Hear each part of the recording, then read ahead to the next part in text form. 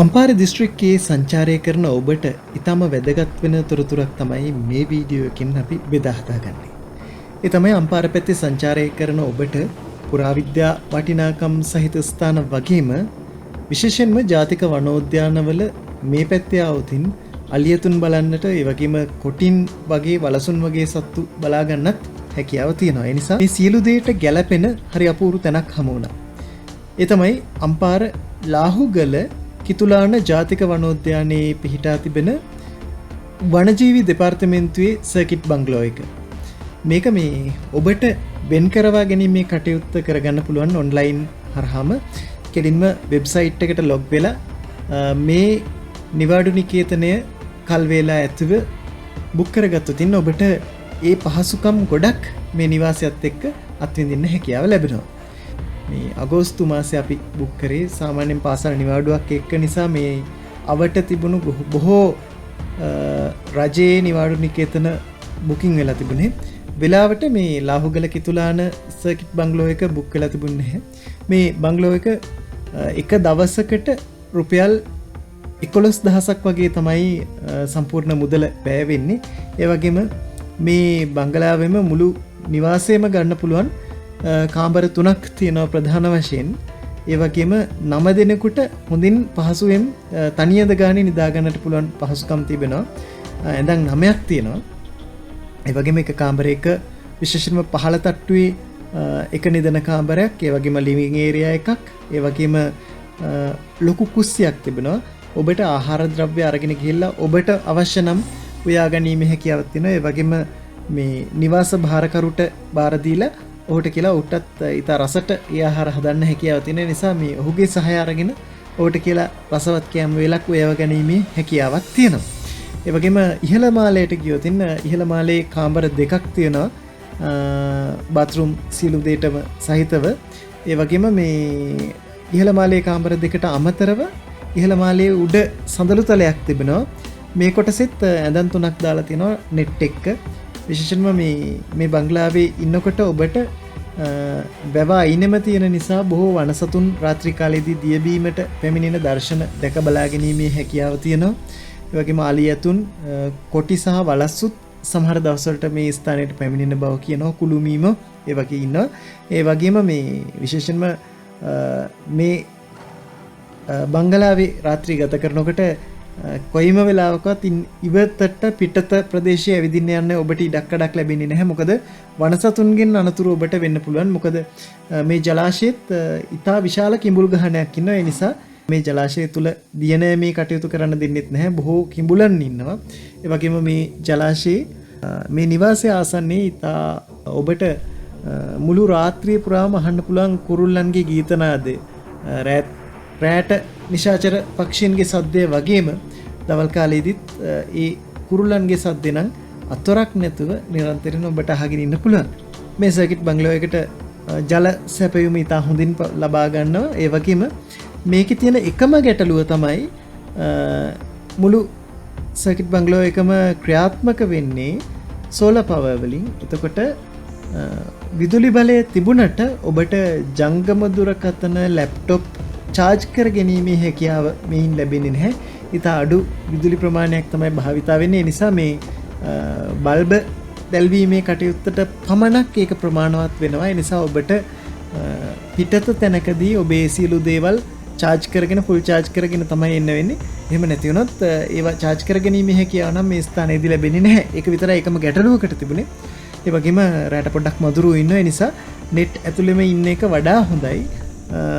ඒ වගේම මේ විශේෂයෙන්ම අම්පාර වගේ පැත්තක ටිකක් රස්නේ වැඩි. නමුත් මේ වනෝද්‍යානය තුල සහ මේ නිවාසය හදලා තියෙන විදිහට සීතල සුළං ධාරාවන් නිරන්තරයෙන්ම මේ නිවාසය හරහා ගලා යනවා. ඒ නිසා ෆෑන් එකක්, AC එකක් ඒවා අවශ්‍ය වෙන්නේ නැහැ ඇත්තටම. ඒ වගේම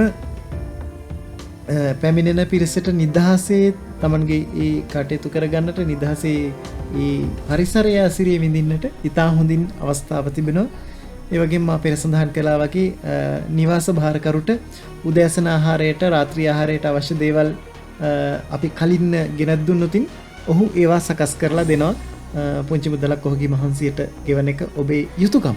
මේ නිවාසය බුක් කරගන්නත් වගේම ඔබට ෆෝවිල් වාහනයක් නැත්තං ටිකක් කැලේ යන්න පුළුවන් ජාතිය වාහනයක් පිකප් කැබ් එකක් ජීප් එකක් වගේ එකකින් ඔබ ආවතින් වනෝද්‍යානයේ පුරා ඇවිදින්නටත් හැකියාව ලැබෙනවා. වනෝද්‍යානයේ මේ සංචාරය කිරීමේ නිදහස සහ අවසරය ඔබට හිමි වෙනවා.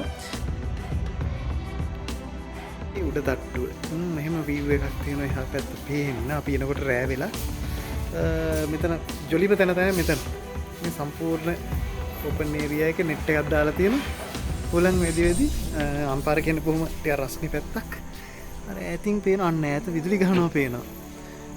මේ වැව ඉස්සරහා තියෙන කරුවලයි පේන්නේ. මේ මං රෑවෙන්න පොඩි නයිට් ඉෆෙක්ට් එකක් දාලා ෆොටෝ ටිකක් ගන්න ඕන. ලස්සන දර්ශන ටිකක් හිට උදේට ගන්න පුළුවන් වෙයි. මේ නිවාසයේ පවා මේ මැප් එක දක්වලා තිබෙනවා වනෝද්‍යානයේ විශේෂ ස්ථාන පිළිබඳව. මේ සම්පූර්ණ ට්‍රේල් එක පැය 2ක් විතර ගත වෙන ගමනක්. දවල් වෙලාවේ આવතින් ඔබට මේ ගමන යන්නටත් හැකියාව තියෙනවා. අපි එනකොට පොඩ්ඩක් රෑ වෙලා පොඩ්ඩක් කියන හොඳටම රෑ වෙලා. සාමාන්‍යයෙන් හවස 5 විතර වෙනකොට අපි චෙකින් වෙලා ඉන්නවනම් වඩාත් පහසුවක් වෙනවා. ඒ වගේම වනසතුන් නැරඹීමේ හැකියාව සහ හවසට මේ ජලාශය අසල ඉතා විචිත්‍රවත් දර්ශනයක් ඉර බැහැලා යනකොට ඔබට දැක බලා ගන්නට පුළුවන්. ඒ නිසා මේ දර්ශනය මිස් කරගන්න එපා. හවසට තමයි අලියතුනුත් ජලය පානය කරන්න එන්නේ. ඒ නිසා ඔවුන් දැක බලා ගැනීමේ හැකියාවක් තියෙනවා. මේ වනෝද්‍යානයට පිවිසෙන ස්ථානයේ තිබෙන්නේ කොළඹ රත්නපුර වැල්ලවාය හරහා මඩකලපුව යන ප්‍රධාන පාරේ ලාහුගල කිතුලාන ජාතික වනෝද්‍යානය හමු වෙනවා ඔබට. ඒ වගේම ලාහුගල ප්‍රාදේශීය ලේකම් කාර්යාලයට පොඩ්ඩක් වම් පැත්තට වෙන්න. ප්‍රාදේශීය ලේකම් කාර්යාලය පහු කරලා අපි කිතුලාන පැත්තට නැත්නම් වනාන්තරයේ පැත්තට යනකොට තමයි වනජීවි කාර්යාලය හමුවන්නේ. මේ කාර්යාලයට ඔබ ඔන්ලයින් බුකින් එකක් දැම්මොතින් ඒකේ print එකක් අරගෙන එන්න. ඒ වගේම මේ ඒකේ print එකත් අරගෙන ආවෙන් පස්සේ ඒ ලියකියවිලි සහ ඒ එතන කටයුතු පොඩ්ඩක් සිද්ධ කරගන්න ඕන. ඔවුන්ගේ ලියාපදිංචි කරනවා. වාහනය සහ එන පුද්ගලයන්ගේ තොරතුරු ඔවුන් ලබා ගන්නවා. ඒ කටයුත්ත කරගත්තයින් පස්සේ ඒ නිලධාරීන් අපිට මේ වනජීවි නිවාසයේ ප්‍රධාන ගේට්ටුවේ යතුර ලබා දෙනවා. ඊට පස්සේ අපි ගේට්ටුව අරගෙන ආයෙ එක ලොක් කරලා යතුරත් අරගෙන නිවාසයට යන්න පුළුවන්. වනජීවි නිවාසය පිහිටලා තිබෙන්නේ ප්‍රධාන පාරේ ඉඳලා කිලෝමීටරයක් පමණ ඇතුළට වෙන්න ජලාශය ආසන්නයේ ජලාශය පිටවාන ආසන්නයේ තමයි මේක පිහිටලා තිබෙන්නේ. ඒ නිසා රෑ වෙලා එනකොට පොඩ්ඩක් අලියතුන්ගේ කරදර වලට ඔබ මුහුණ දෙන්නට පුළුවන්. ඒ නිසා වනෝද්‍යානය තුල ඒ සතුන්ට නිදහසේ සැරිසරන්නට ඒ අවශ්‍ය පරිසරය අපි ඉඩකඩ ලබා දෙන්න ඕන නිසා ඔබෙන් ඉල්ලා සිටින්නේ පුළුවන් තරම් ඉක්මනට හවස 3-4 වෙනකොට වනෝද්‍යානය ඇතුළට ඇවිල්ලා ඔබේ නවාතැනට આવොතින් ඒක සියලු දෙනාටම පහසුවක් සහ ආරක්ෂාවට කාරණාවක් බවට පත් වෙනවා. ඒ වගේම මේ ජාතික වනෝද්‍යානයට කලින් විශේෂයෙන්ම ලාහුගල විද්‍යාලය තිබෙනවා. අපිට මතකයි අවුරුදු කිහිපයකට කලින් රජයේ ප්‍රවෘත්ති දෙපාර්තමේන්තුවේ අපේ හිතවතුන් මේ විද්‍යාලයේ ප්‍රාථමික අංශයේ දරුවන්ට සමාජ සුබ සාධන සත්කාරක කඳවුරක් පැවැත්වුවා. පුංචි ෆිල්ම් එකක් පෙන්නලා ඔවුන්ව සතුටු කරලා ඔවුන්ට අවශ්‍ය පොත්පත් සහ බෑග් ලබා දීමේ කටයුත්තක් සිදු කළා. ඒ නිසා අපිට පුරුදු තැනක්. ඒ වගේම ලාහුගල මූලික රෝහලත් පිහිටලා තිබෙන මේ ආසන්නයේමයි. ඒ වගේම මේ නවාතැනේ ඉන්න ඔබට ලාහුගල කිරිවිහෙර රජමහා විහාරය, ඒ වගේම පන්සල්ගොඩ විහාර භූමිය, ඒ වගේම ලාහුගල මගුල් මහා විහාරය, තව ටිකක් එහාට යනකොට ලාහුගල කොටවිහිර තියෙනෙත් මේ වනෝද්‍යානයේ ආසන්නයේම විශේෂයෙන්ම ප්‍රාදේශීය ලේකම් කාර්යාලයට පොඩ්ඩක් එහාට වෙන්න තමයි මේක පිහිටලා තිබෙන්නේ. මගුල් මහා විහාරය ටිකක් මූද පැත්තට ගියොතින් මුහුදු මහා විහාරයත්, ඒ වගේම අනිත් පැත්තට ගියොතින් ලාහුගල මේ ජාතික වනෝද්‍යාන නවාතැනේ ඉන්න කෙනෙකුට පහසුවෙන්ම කුඩුම්බිගල ආරණ්‍ය සේනාසනය සහ ඔකඳ දේවාලය නරඹීමේ හැකියාවක් තිබෙනවා. උදේ පාන්දරම ඒ පැත්තට පිටත් වෙලා ගිහලා ආයි රාත්‍රී නවාතැනට එන්න පුළුවන්කම තියෙනවා මේ ස්ථාන දෙක වැඳ පුදාගෙන. ඒ නිසා ඒ සියලු දේට පහසු ස්ථානයක් මේ ස්ථානය. ජල පහසුකම් මා පෙර සඳහන් කළා වගේ ඉතා හොඳින් තියෙනවා. හොඳින් නාන කාමරේ මේ පහසුකම් පිරිසුදුව ඔවුන් ලබා දීලා තියෙනවා. ඒ වගේම මේ පරිසරය ආරක්ෂා කරගෙන ඔබ පරිසරයේ කටයුතු විඳින්න කියලා ඔබට ඉල්ලා සිටිනවා.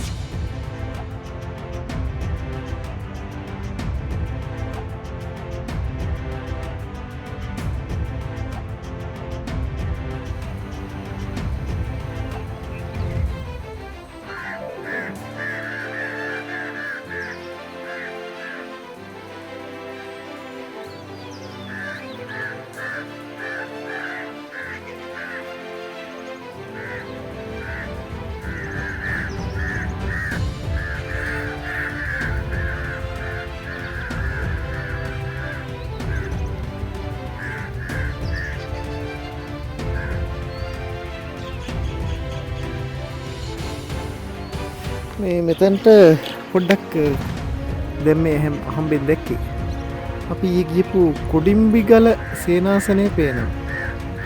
හොඳටම zoom කරලා බලනකොට කුඩිම්බිගල කඳු වැටිය පේනවා මේ ගල් පර්වත ටික. පර්වත සේනාසනය පබ්බත විහාරය. මෙතනින් පේන්නේ කුඩිම්බිගල. අර පැත්තට ඊළඟට ඒ කුමන ජාතික වනෝද්‍යානයේ මේ පැත්තෙන් අපිට පේන්නේ කුමන පැත්ත. හරි ලස්සනයි. ඒක මේ පැත්තට වෙන තව කඳු වැටියක් පේනවා අපි බලමු මොනවද කියලා නම් දන්නේ නැහැ. ගිනියාගල කඳු වැටිය අර පැත්තේ මේ ඕනෑ තරම් මේ පක්ෂි වර්ග ජලාශ්‍රිත පක්ෂි වර්ග ගොඩක් ඉන්නවා.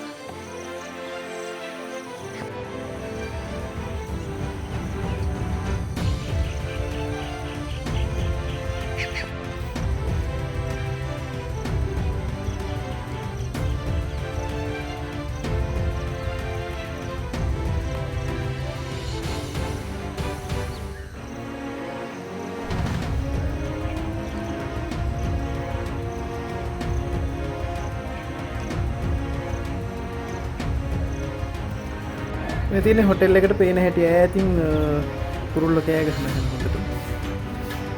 මේ එහෙමයි නවාතැන්වල මේ ලාහුගල කුමන ජාතික වනෝද්‍යානයේ සිටියේ.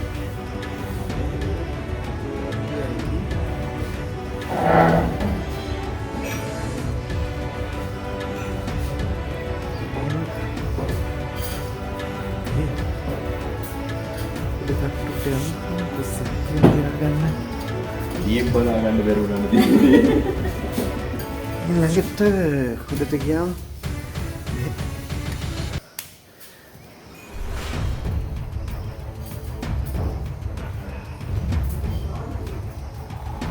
ලොකු view එකක් බලා ගන්න පුළුවන් මෙතන ඉඳගෙන.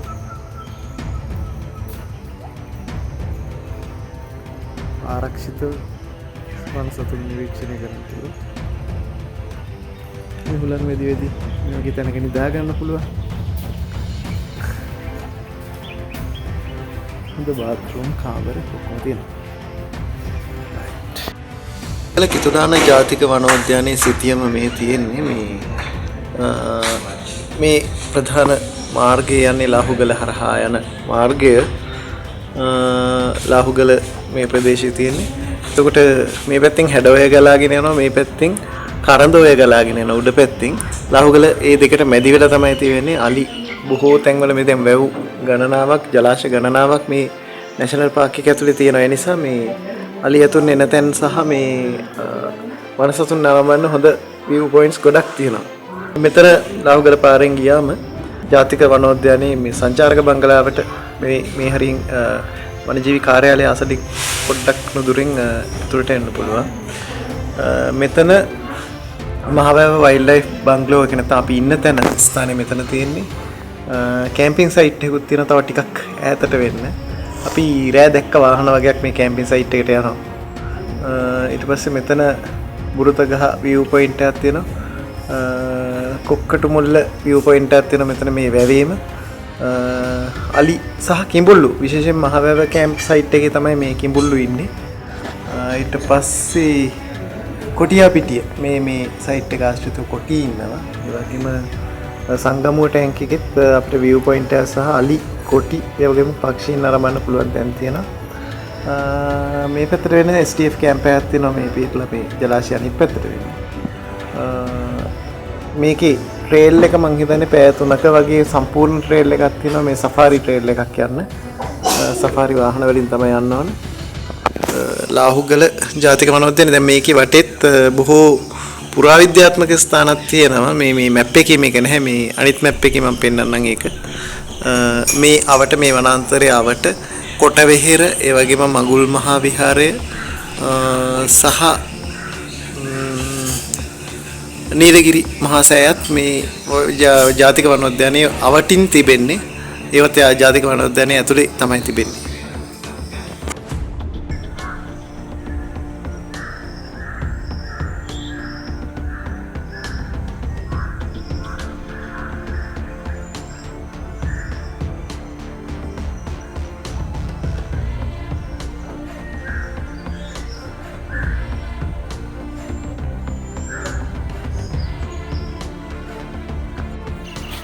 මේ ඈත කුරුල්ල ගොඩාක් ඉන්නවා මේ ගල් තලා උඩ.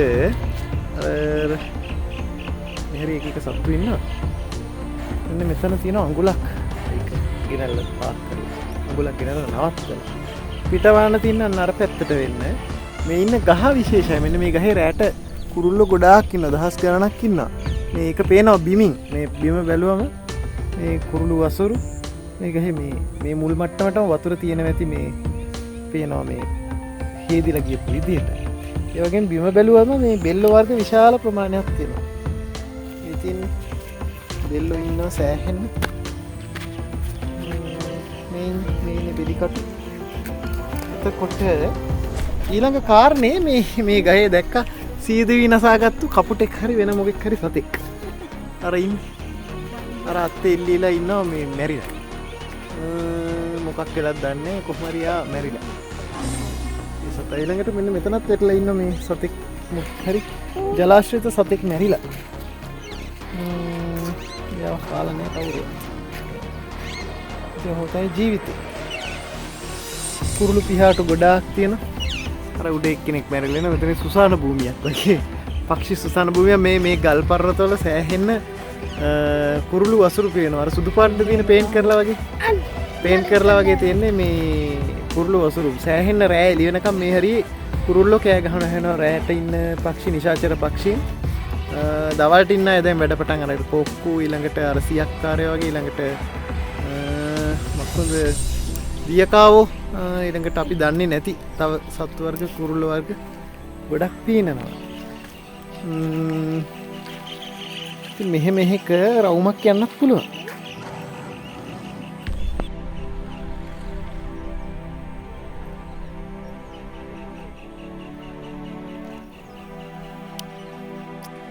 නිශ්ශබ්ද වෙනවා නම් ඇත්තටම මේ කොයිතරම් ලස්සන කුරුළු ගීත නාදයන් අහන්න පුළුවන් මේ පරිසරයේ ඉන්නකොට. වෙන කිසිම සද්දයක් ඇහෙන්නේ නැහැ. ඈතින් අර ගල් දෙකට එහා පැත්තෙන් කුරුල්ල වගේක් පීනනවා. හංසයෝ ටිකක් වගේ මොකද දන්නේ නැහැ. ජලාශිත පක්ෂීන් ටිකක් සියක්කාරයෝ වගේ බලමු මේ කවුද ඈත පේන්නේ. බලන්න බෑ.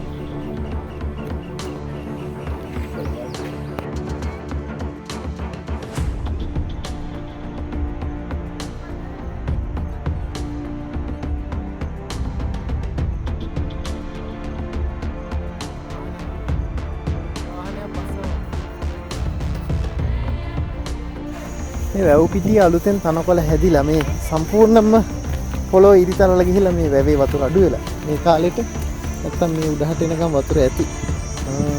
දැන් තියෙන්නේ මේක ගැලවිලා තියෙන්නේ මේ සම්පූර්ණ මේ අඩි අඟල් 8ක් 10ක් විතර ගැඹුරට පස් කුට්ටි කැඩිලා තියෙනවා. හරි අමාරුයි මේක උඩින් යන්න.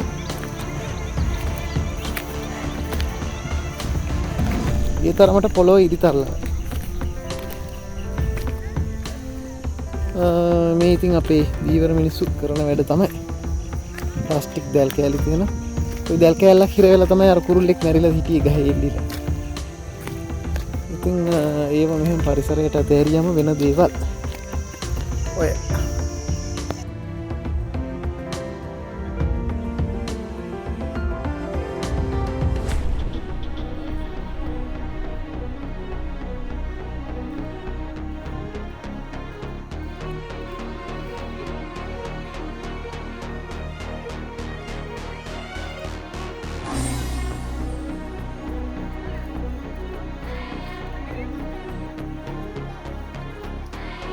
ඈතින් පේන්නේ අපේ නවාතැන් පොළ ටිකක් ආවා කිලෝමීටර් භාගයක්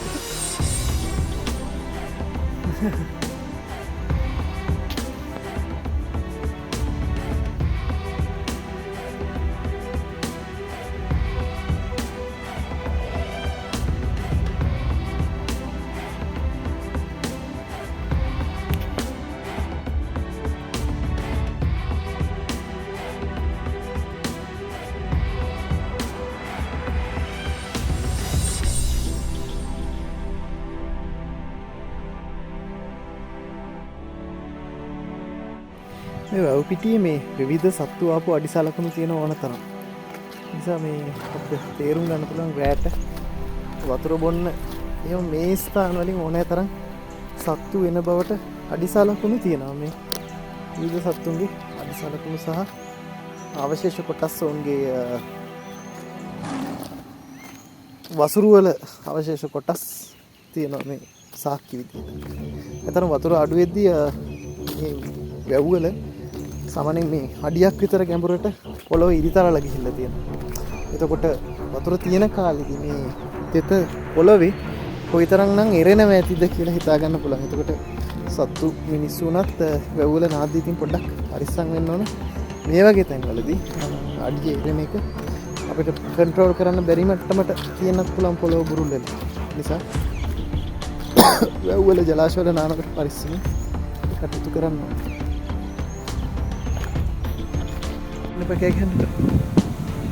ඒත් මෝ ඉන්නවා උදේම ඇවිල්ලා වතුර බොන්නේ එහෙමද අනේ එහෙම ඊට පාරු වයිල්ඩ් ලයිෆ් එකේ බ්‍රෙක්ෆාස්ට්